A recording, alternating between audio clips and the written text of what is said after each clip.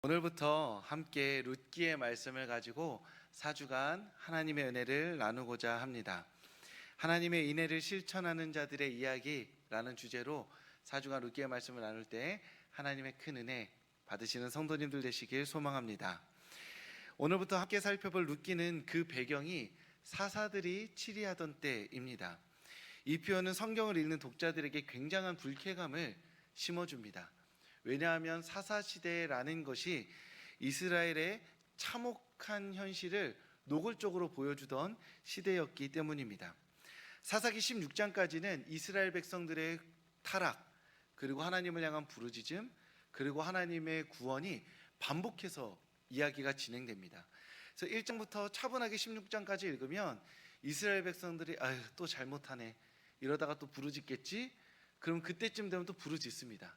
그럼 부르짖다 보면 하나님이 또 불쌍하다고 챙겨주시겠지? 하면 하나님이 사사라는 특별한 인물들을 세우셔서 이스라엘을 구원하시죠. 이 이야기가 반복됩니다. 그러니까 이 사사기를 16장까지 읽으면 이스라엘의 타락보다는 그래도 구원하시는 하나님을 기대하게 만들죠. 그런데 이야기가 이렇게 하나님의 구원을 기대하게 만들다가 17장부터 21장까지는 갑자기 이야기 전개가 달라집니다. 이스라엘의 타락만 나오기 시작하죠. 이쯤 되면 부르짖을 때가 됐는데 부르짖지 않습니다. 이쯤 되면 하나님께서 불쌍히 여겨주셔서 구원할 때가 됐는데 그러지 않죠. 왜냐하면 그 사사시대 말기는 그 타락상이 아주 깊은 바닥까지 떨어지는 시기이기 때문입니다. 이스라엘의 사사시대에는 제사장을 사유화했습니다.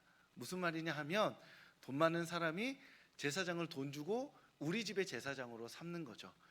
이게 굉장히 나쁜데 곰곰이 생각해 보면 특별히 뭐가 나쁜지는 구체적으로 말하기가 어렵습니다.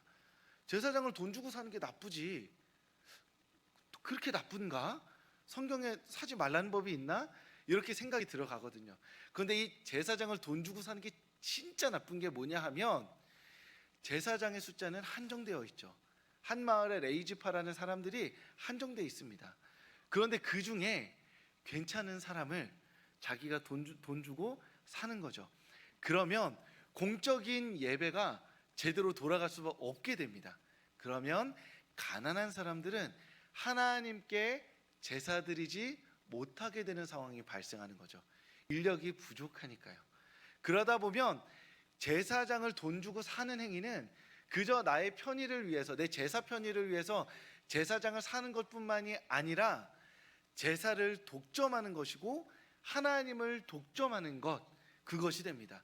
그럼으로써 하나님께 마땅히 나와야 할 사람들, 하나님의 용서를 받고 한 주간의 삶을 살아야 하는 사람들을 그 사람들이 하나님께 나아가지 못하게 만드는 굉장히 악독한 죄인 것이죠. 하나님을 독점할 수 없는데 하나님을 독점하고 자기 안에서 길들이고자 하는 매우 교만하고 악한 시도가 되는 것입니다. 게다가 그 당시에는 성적 타락과 동족 상잔의 비극까지 눈살을 찌푸리는 죄악들이 이스라엘에 만연한 시대였습니다. 이 과정에서 하나님께서 보내주셔야 할 사사가 등장하지 않으니 그저 심판받아 마땅한 소돔과 고모라와 같은 모습을 보여주는 것이 사사기 17장부터 21장까지의 모습이 됩니다. 그래서 사사들이 치리하던 때라고 말하면 굉장히 이스라엘 백성들 입장에서는 불쾌감과 짜증이 솟구쳐 오르는 것이죠. 제 기준으로 놓고 보자면 훈련소에 있던 때 같은 게 되는 겁니다. 생각도 하기 싫은 그 시절을 떠올리게 되는 것이죠. 성도님들께서 정말로 눈살 찌푸려지는, 다시 돌아가고 싶지 않은 그 시절, 그게 바로 사사시대가 되는 겁니다. 그래서 사사기는 이 시대가 이렇게 엉망진창인데 왜 엉망진창이냐, 그 마지막 사사기의 결론으로서 한 구절을 우리에게 소개해주고 있습니다. 사사기 21장 25절 말씀 우리 한 목소리로 읽겠습니다. 시작.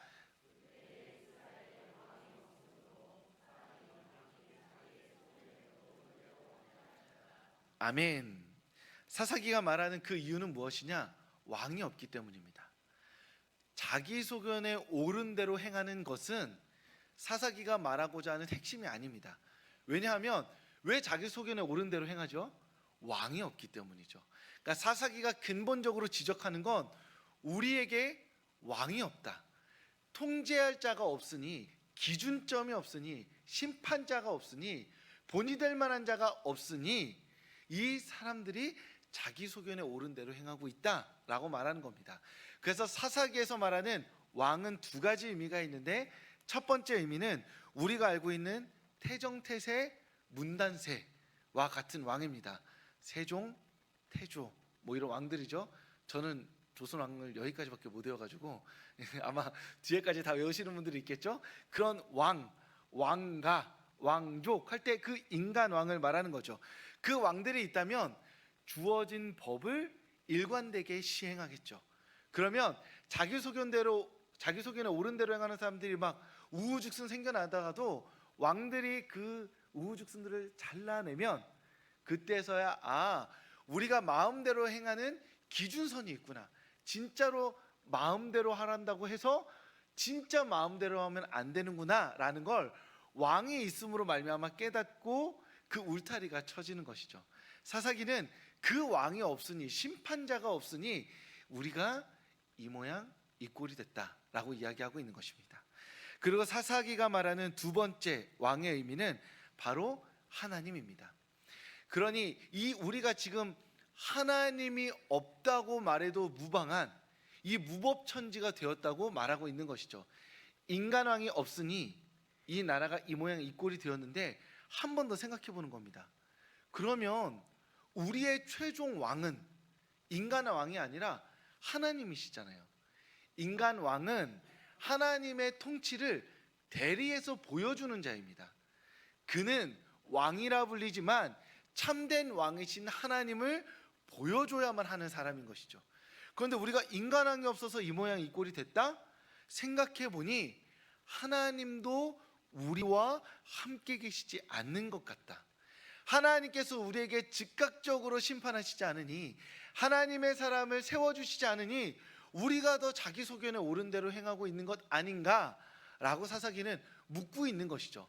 사사시대라는 것은 인간왕이 없는 시대, 그리고 그로 말미암아 우리의 참된 왕이신 하나님조차 안 계신 것처럼 보이는 세상이 바로 사사시대라는 겁니다. 이 룻기는 이 사사시대 때 일어난 일입니다. 왕이 없어서 자기 소견에 옳은 대로 하던 시대, 그리고 심지어 하나님이라는 참된 왕조차 보이지 않아서 낙담하고 절망하는 시대인 겁니다. 그때 룻기라는 한 가정의 이야기를 보여줍니다. 이 자체가 굉장히 특별한 이야기예요. 왜냐하면 왕이 없으면 우리가 누굴 세우면 되는 거죠? 왕을 세우면 됩니다. 너무 단순한 이야기예요. 그래서 룻기 지나면 사무엘상이 나옵니다. 다윗 왕의 이야기가 나오죠. 그런데 하나님은 그 왕이 없는 시대에 왕의 이야기를 하기 전에 한 가정의 이야기를 들려주세요. 그래서 너희가 왕이 없음으로 말미암아 해결책을 왕으로 삼기 이전에 한 가정의 작은 이야기를 통해서 꼭 우리가 생각하는 위대한 어떤 왕의 이야기가 아니라 가정의 작은 단위의 이야기들을 통해 내가 너희와 함께하고 있겠다라고 말씀하시기 위해서 룻기를 우리에게 허락해 주신 겁니다.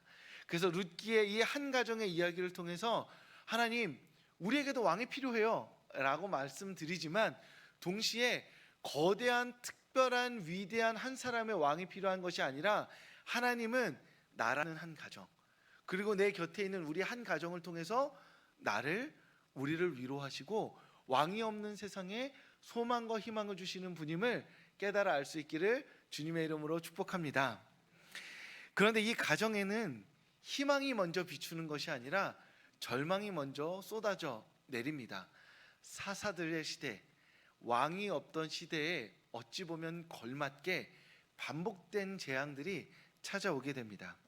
사사들이 치리하던 때 유다 베들레헴에 흉년이 들죠. 그 흉년을 이기지 못하고 한 가정이 유다 베들레헴에서 모압 땅으로 이사를 가게 됩니다. 그 가정의 가장은 엘리멜렉이라는 남성이었고 그의 아내는 나오미였습니다. 이들에게는 두 아들이 있었죠. 말론과 기론입니다.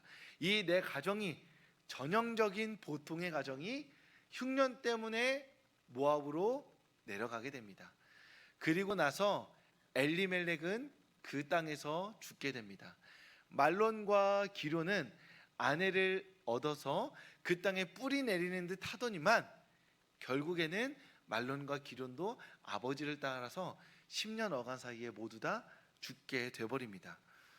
흉년이 들어 모압 땅에 갔는데 남편도 죽고 아들 둘도 잃은 것이 바로 오늘 나오미라는 한 사람의 이야기이고 살아남은 나오미의 가정의 이야기인 겁니다. 이 이야기에서 가장 중요한 인물, 오늘 말씀에서 가장 중요한 인물이 있다면 엘리멜렉입니다. 엘리멜렉의 이름 뜻은 하나님은 나의 왕이다 라는 겁니다. 하나님을 나의 왕으로 고백하는 엘리멜렉이 하나님의 집인 유다 베들레헴에서 도망쳐 온 거예요. 흉년 때문에. 그래서 모압 땅에서 하나님을 나의 왕으로 모시면서 어떻게든 살아보겠다고 한 가정을 이끌고 갔습니다. 그런데 그 엘리멜렉이 죽고 만 것이죠.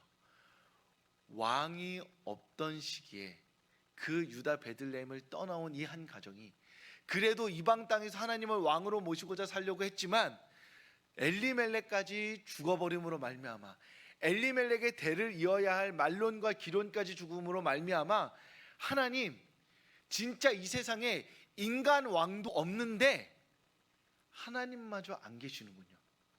내가 이 세상에 인간 왕이 없는 거는 견딜 수 있어서 그나마 그 해결책으로 모압 땅으로 도망쳐 내려왔는데 내 마음에 하나님 믿고 살아가겠다고 하는 이 한 조각마저 엘리멜렉이라는 사람을 죽이심으로 말미암아 완전히 꺾여버린 겁니다. 죽은 사람은 떠났으니 어찌 보면 그 남은 삶을 고민하지 않아도 되죠. 하지만 나오미는 남아버렸습니다. 하나님도 안 계시고 인간왕도 없고 자신이 사랑하는 두 아들까지 떠나버린 그 삶이 바로 나오미의 삶인 것이죠. 룻기는 이렇게 모든 것을 잃은 나오미의 삶으로 시작합니다. 왕이 없는 세상에서 살아가는 이야기, 동시에 하나님을 왕이라고 고백하던 그 믿음마저 꺾여버린 삶의 이야기가 바로 나오미의 이야기인 것이죠. 그래서 우리는 나오미를 보면 묻습니다.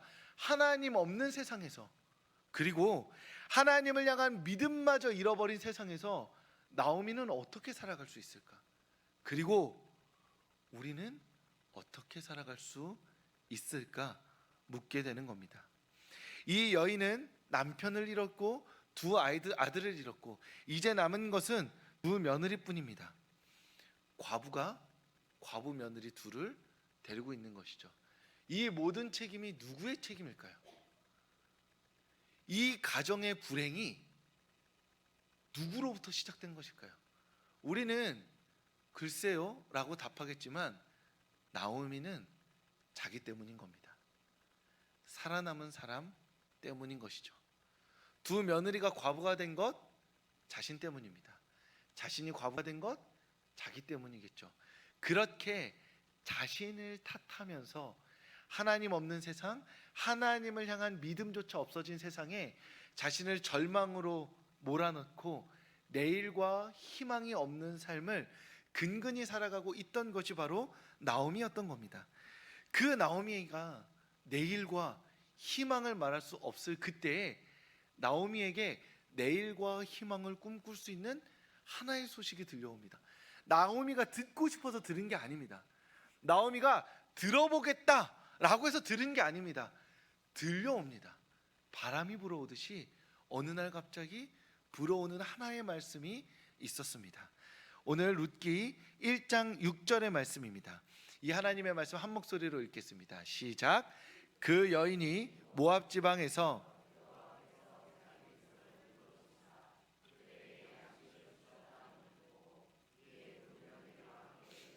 모압 지방에서 돌아오려 하며. 아멘. 하나님께서 자기 백성을 돌보시기 시작하셨다고 합니다. 진짜일까요? 가짜일까요? 나오미 입장에서는 진짜인지 가짜인지 중요하지 않습니다. 이 소식이 전달된 것만이 중요하죠. 사실 여부에 의해서 움직이는 것이 아니라 내일도 희망도 없는 나오미에게 하나님께서 유다 베들레헴을 버리셔서 흉년이 임했고, 그래서 나도 유다 베들레헴을 버리고 모압 땅에 왔고, 그런데 이 모압 땅에서는 하나님이 유다 베들레헴뿐만이 아니라 나조차 버리신 것 같은 그 절망 가운데 내일과 희망을 꿈꿀 수 없는 그 나오미가 내일과 희망을 꿈꿀 수 있는 그 한마디를 들은 겁니다. 하나님께서 자기 백성을 돌보셨다. 이 하나님의 말씀이 지금 나를 돌보시고 있는 것 같진 않지만 하나님께서 지금 이 역사 가운데 일하고 계신다는 하나님의 말씀을 듣자 나오미는 내일과 희망을 꿈꾸게 된 것입니다. 왜요? 나도 하나님의 백성이니까요. 나도 하나님의 돌봄을 받는 하나님의 백성이니까요. 내가 유다 베들레헴도 버렸고 하나님도 엘리멜렉을 데려가시고 말론과 기론을 데려가시면서 내 인생을 버리신 줄 알았는데 다시 떠올려 보니 하나님의 말씀은 하나님은 자기 백성을 돌보시는 분이시구나.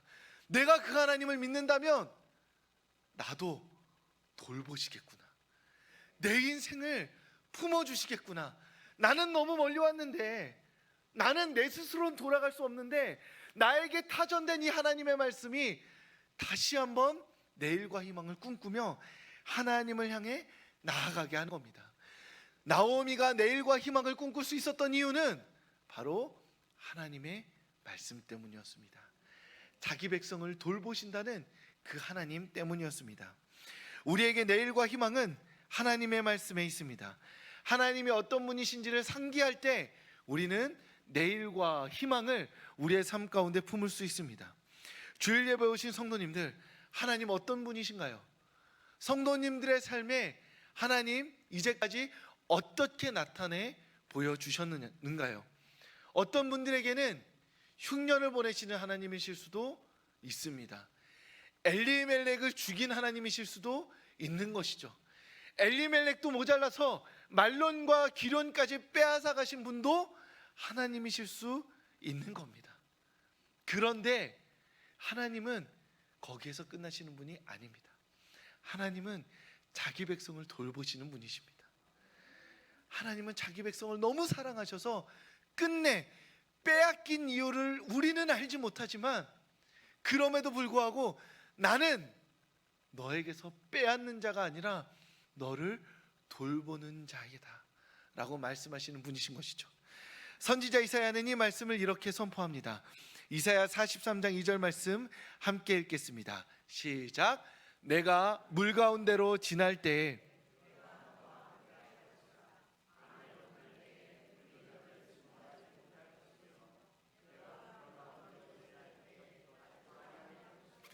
불꽃이 너를 사르지도 못하리니. 아멘. 남편이 죽었습니다. 두 자녀 잃었습니다. 이루 말할 수 없는 온갖 상처와 상실과 실패와 좌절이 우리의 삶을 끊임없이 덮쳐옵니다. 그날의 기억들이 생생하게 오늘 떠오르는 것이죠.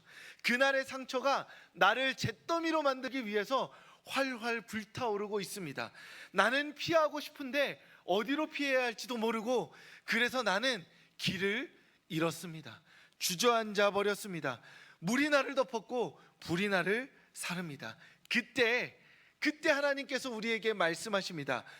어떤 물이 너를 덮친다 하더라도 너는 침몰하지 않을 것이다.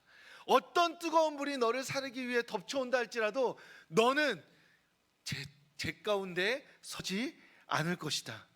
하나님께서 우리와 함께 하시니, 내가 너와 함께 하시니 남편과 두 자녀까지 모두 잃은 너의 삶에 다시 시작할 수 있는 힘이 부여될 것이다.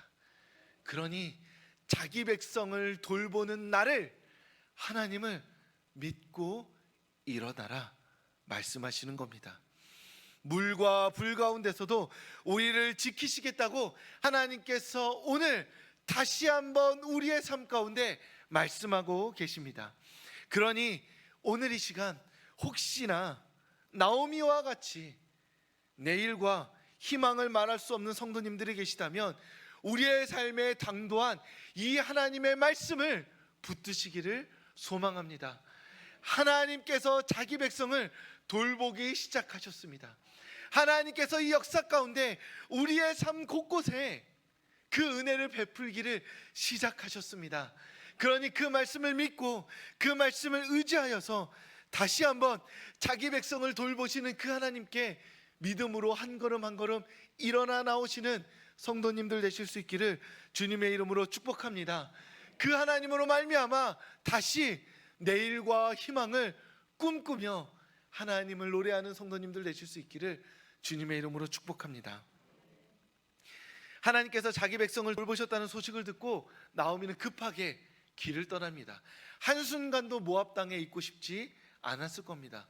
왜냐하면 모압 땅은 남편을 묻은 땅이기 때문입니다. 두 아들을 묻은 땅이기 때문입니다. 그곳은 생명이 솟는 땅이 아니라 죽음의 땅이기 때문이죠. 그래서 생명이 시작되었다는 소식을 듣고 길을 서둘러 떠납니다. 그런데 길을 한참을 떠나다 보니 문득 자기 곁에 있는 두 며느리가 생각납니다. 오르바와 룻이죠. 그리고 생각하죠. 오르바와 룻이 나와 함께 가면 소망이 있는가?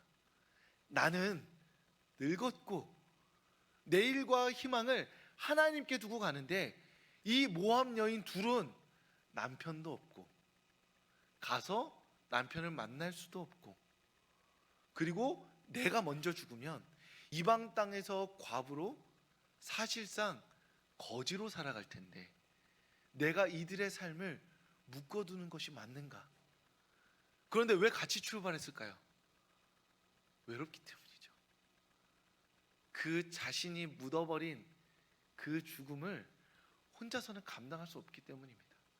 그러니 그 기억을 공유하고 있는 두 며느리가 함께 해주기를 바랬던 겁니다. 그래서 일단 같이 길을 떠났는데 아무리 생각해도 자신의 죽음에 동참하게 하는 것은 그것은 자신이 할 수 있는 일이 아니라 여긴 겁니다. 그래서 나오미는 눈물을 삼키며 두 며느리에게 말하죠. 너희 집으로 돌아가라. 따라오지 마라. 나의 죽음은 나 혼자 감당하겠다. 나의 내일과 희망은 나 혼자 찾아보겠다. 너희에게까지 이 짐을 맡기지 않겠다 말한 겁니다. 어찌 보면 나오미에게는 이 두 며느리가 힘인데 동시에 짐이기도 한 겁니다. 내가 힘으로 붙잡으면 붙잡을수록 이 두 며느리에게는 나 자신이 짐이 될 거라 생각한 겁니다. 그러니 힘이자 짐인 이 두 며느리를 보내주죠. 첫째인 오르바는 눈물을 삼키며 떠납니다. 누구도 뭐라 할 수 없습니다. 그런데 룻은 떠나지 않습니다. 그리고 어머니에게 자신의 간곡한 마음을 이렇게 고백합니다. 룻기 1장 16절과 17절의 말씀을 한 목소리로 읽겠습니다. 시작. 룻이 이르되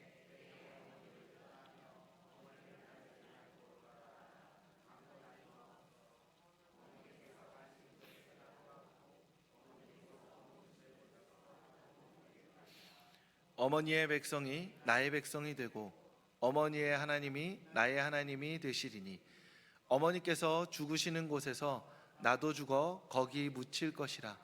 만일 내가 죽는 일 외에 어머니를 떠나면 여호와께서 내게 벌을 내리시고 더 내리시기를 원하나이다 하는지라. 아멘. 룻은 결심이 섰죠. 어머니를 따르겠다 말합니다.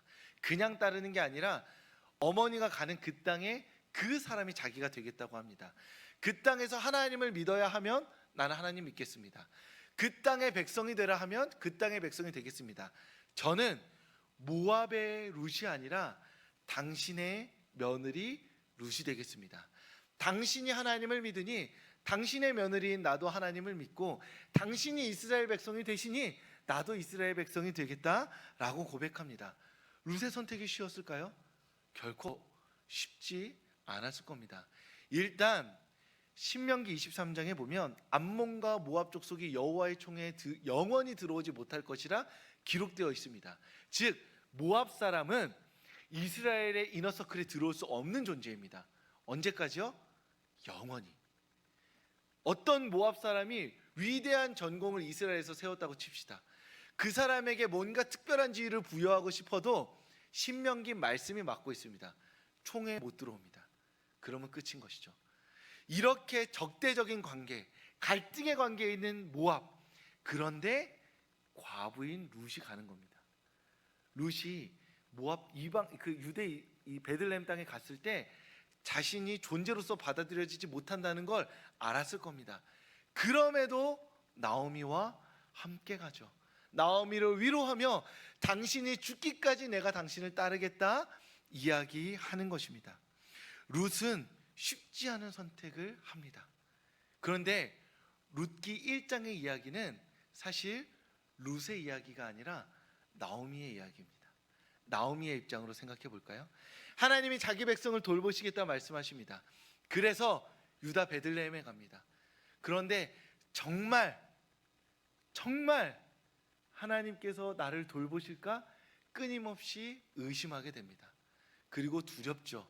왜냐하면 반복해서 실패한 사람이니까요. 죽음을 맞이한 사람이니까요.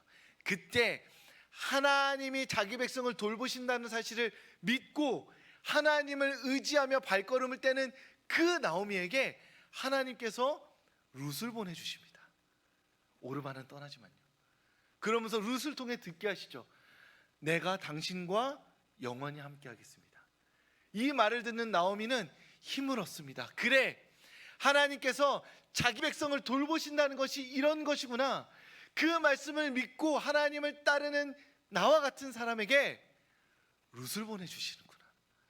룻을 통해서 하나님이 나를 돌봐주신다는 것을 1차적으로 확신하는 겁니다. 룻은 유다 베들레헴에 가지 않아도 이미 나를 돌보시는 하나님을 경험한 겁니다. 누구 때문에요? 룻 때문에요. 하나님은 왕이 없는 시대에 왕을 주심으로써 왕 없는 백성을 위로하시는 분이 아니십니다. 왕이 없는 사람에게 위대한 어떤 한 사람을 보내주심으로써 자, 왕이 왔으니 세상이 바뀔 거야. 제도가 바뀔 거야. 그러니까 기다려. 10년, 20년만 기다려봐. 특별한 일이 벌어질 거야. 이 나라 더 잘 살게 될 거야. 그렇게 형체가 없는 나라를 이야기하시는 분이 아니라 네가 자기 백성을 돌보시는 하나님을 믿었다면 지금 너의 곁에 너를 돌보기 위해 룻이 있을 거야. 그 룻을 만나라. 난 이미 너에게 룻을 보내주었다 라고 말씀하신다는 것이죠. 왕이 없는 시대에 하나님은 룻을 보내주십니다. 바로 내 옆에 있더니. 그래서 왕이 없는 시대에 하늘만 바라보면서 하나님 어떻게 살아야 하나요? 엘리멜렉도 말론도 기론도 죽었는데 제 삶에 희망이 있나요? 그랬을 때 여기 내가 너를 돌보기 위해 룻이 있다. 룻은 처음부터 너의 곁에 있었다. 룻을 발견하고 룻과 함께 너를 돌보는 나를 만나라 라고 말씀하시는 것입니다. 주일 예배 오신 성도님들, 하나님께서 성도님들의 삶에 이미 룻을 보내주셨습니다.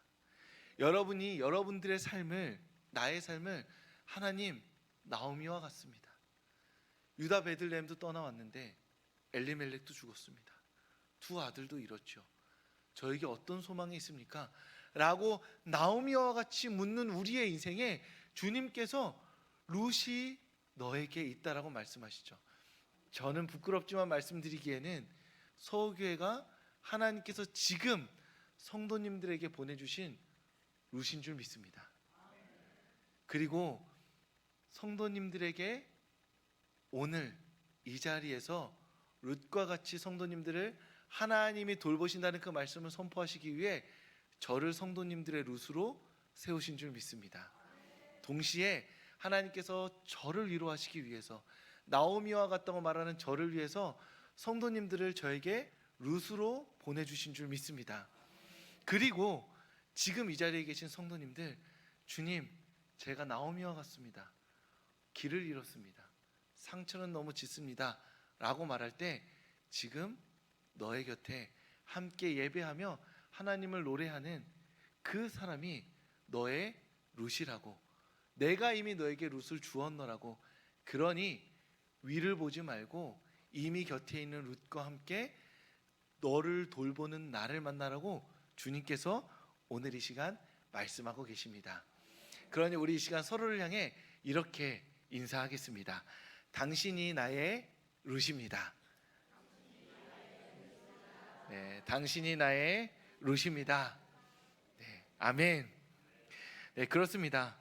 나오미와 같은 저의 인생의 성도님들이, 그리고 성도님들에게 부족한 제가, 그리고 이 서울교회가 함께 예배하는 성도님들이 이미 룻과 같은 하나님의 돌보심의 사람들인 줄 믿습니다. 그러니 왕도 없고 하나님을 향한 믿음도 꺾여버린 이 세상 가운데 우리가 여전히 내일과 희망을 노래할 수 있는 것입니다. 하나님의 말씀이 있습니다. 자기 백성을 돌보시는 하나님, 하나님의 백성이신 성도님들을 하나님께서 돌보실 것입니다. 그런데 그 돌보심은 함께 지금 손을 뻗어 잡을 수 있는, 그 손 잡을 수 있는 거리에 있는 그 성도님들을 통해서 성도님들을 위로하시고 돌보실 줄 믿습니다. 그 하나님을 믿으며 오늘도, 이번 한 주도 하나님의 돌보심을 경험하며 살아가는 성도님들 되시길 주님의 이름으로 축복합니다. 기도하겠습니다.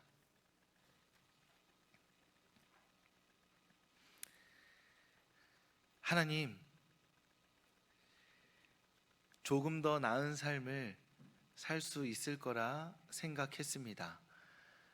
많은 선택들을 내렸고 그 선택들이 언제나 최선이라 믿었으며 그 선택할 때에 하나님께 기도하기도 하였습니다. 그런데 삶이라는 것이 한 걸음 한 걸음 살아보니 마치 나오미와 같이 하나씩 하나씩 잃어가는 삶인 것만 같습니다. 분명 충분히 많이 누리기도 했던 것 같은데 오늘 우리의 삶에 잃어버린 것, 떠나버린 것만 떠오르며 하나님께서 나를 버리신 것은 아닌지, 나에게 정말 내일과 희망이 있는지 되묻게 됩니다. 하나님, 우리에게 말씀하여 주시옵소서. 하나님께서 자기 백성을 돌보신다는 그 말씀을 우리 마음 가운데 아로새겨 주시옵소서. 그래서 이 척박하고 메마른 광야와 같은 삶을 살아갈 때에 자기 백성을 돌보시는 하나님이 우리의 마음 가운데 심겨져 풍성한 열매 맺게 하여 주시옵소서. 하나님, 그리고 나를 돌보시고 우리를 돌보시는 그 하나님을 어디 먼 곳에 내가 한 번도 만나보지 못한 어떤 높은 자리에 있는 그 사람에게 기대하는 것이 아니라 지금 내 손을 뻗어 손잡을 수 있는 성도들을 통하여서 나를 돌보시는 하나님을 만나게 하여 주시옵소서. 또한 내가 손을 뻗어 잡을 수 있는 그 성도에게 하나님께서 돌보시는 그 은혜의 통로가 되게 하여 주시옵소서. 그래서 서울교회가 지금 이 자리에 서 있는 제가, 그리고 함께 말씀을 들으며 예배하는 우리 모두가 서로에게 룻이 되어서 돌보시는 하나님으로 충만한 우리 서울교회가, 성도님들이, 그리고 제가 되게 하여 주시옵소서. 하나님, 이제 세상 가운데 나아갑니다. 하나님, 지금 이 자리에서 기도하는 것만큼 쉬운 곳이 아니라는 것을 알고 있습니다. 그래서 믿음으로 고백합니다. 우리가 살아갈 이번 한 주는 하나님께서 우리를 돌보시는 한 주가 될 것입니다. 모든 어려움 가운데서도 룻과 같은 이들이 우리를 기다리고 위로할 것입니다. 믿음으로 고백하는 이 고백 가운데 하나님, 은혜로 함께하여 주시옵소서. 예수님 이름으로 기도합니다. 아멘. 이제는 우리 주 예수 그리스도의 은혜와 하나님의 사랑과 성령의 교통하심이, 하나님께서 자기 백성을 돌보신다고 선포된 이 하나님의 한 말씀을 믿고 오늘도 이 세상 가운데 믿음으로 살아가기로 결단하는 이 자리 가운데 모인 모든 이들의 머리 위에 지금부터 영원까지 함께 하시기를 간절히 축원하옵나이다. 아멘.